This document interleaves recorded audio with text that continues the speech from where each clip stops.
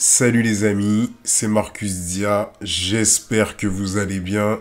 Donc là les amis, on se retrouve pas pour une nouvelle vidéo ni une nouvelle analyse, mais plutôt pour vous informer de la suppression de ma vidéo sur la plateforme YouTube. Cette vidéo qui s'intitulait « Un gilet jaune prétend que le coronavirus est made in France ». À travers cette vidéo, justement, je donnais des explications pour démontrer que cette propagande, cette vidéo, cette soi-disant théorie comme quoi le virus serait made in France était une fake news.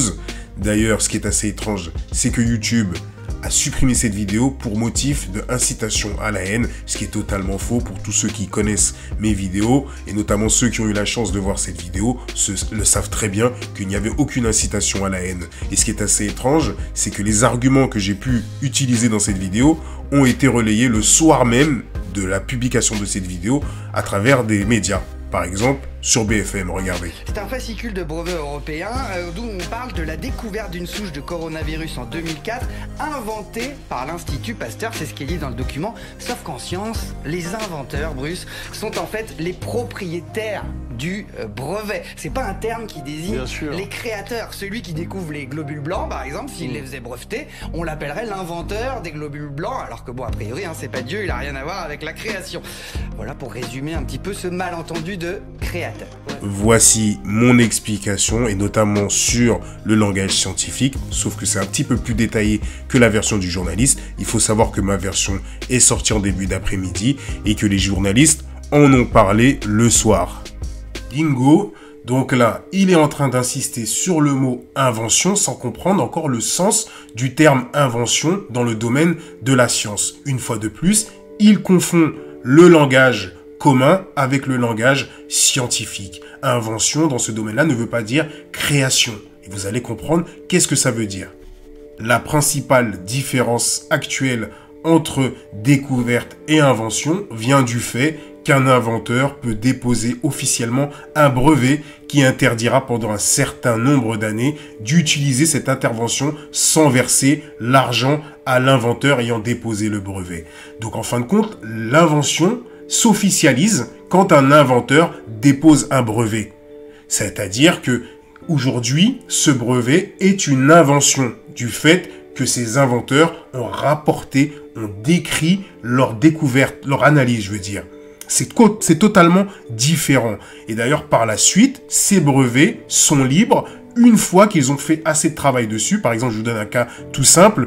Des personnes font la découverte d'un traitement, d'un médicament. Une fois qu'ils ont utilisé correctement leur invention, donc à travers ce brevet, et ben par la suite, d'autres personnes peuvent travailler sur des médicaments génériques. C'est tout simple. En aucun cas, un inventeur crée un virus ou une invention est une création. Et là, comme je vous l'ai dit encore une fois, il n'a pas su nuancer. Pourtant, il prétend être entouré de personnes, de spécialistes avec lui. Je vous le dis clairement, je dois avouer que cette censure m'amène à me poser énormément de questions. Quand on sait par exemple que certains gilets jaunes, et notamment ce gilet jaune qui a fait cette vidéo, est déjà venu à la télé, notamment dans l'émission de Cyril Hanouna. Et je me pose les questions parce qu'en fait, c'est vrai qu'à plusieurs reprises, dans cette vidéo, il n'arrêtait pas d'insister et il disait « Nous, c'est pas la théorie du complot, on n'est pas là pour parler d'Illuminati ou de francs-maçons, nous, c'est la vérité. » Et en quelque sorte, je me dis que c'était une sorte de contre-vérité pour décrédibiliser le travail de certaines personnes sur YouTube, notamment ceux qu'on accuse d'être des complotistes. Une chose est sûre, il y a forcément un passage qui déplaît, puisque j'ai fait appel de la décision et YouTube, en un temps record, a refusé mon appel et a maintenu sa décision de supprimer cette vidéo. D'ailleurs, dans la foulée, je leur ai écrit un long mail pour leur demander des détails, de me préciser chaque passage qui, soi-disant, enfreindrait les règles de la communauté YouTube. Bien entendu, je sais qu'il n'y a aucun passage qui enfreint cette soi-disant communauté. Et comme je vous l'ai déjà dit, j'ai créé le site marcusdiatv.com pour contrer ce genre de pratiques que je considère qui sont contre toute liberté d'expression en France. Pourtant, nous sommes sur une plateforme américaine, mais étrangement, la liberté d'expression est limitée sur cette plateforme. C'est assez étrange.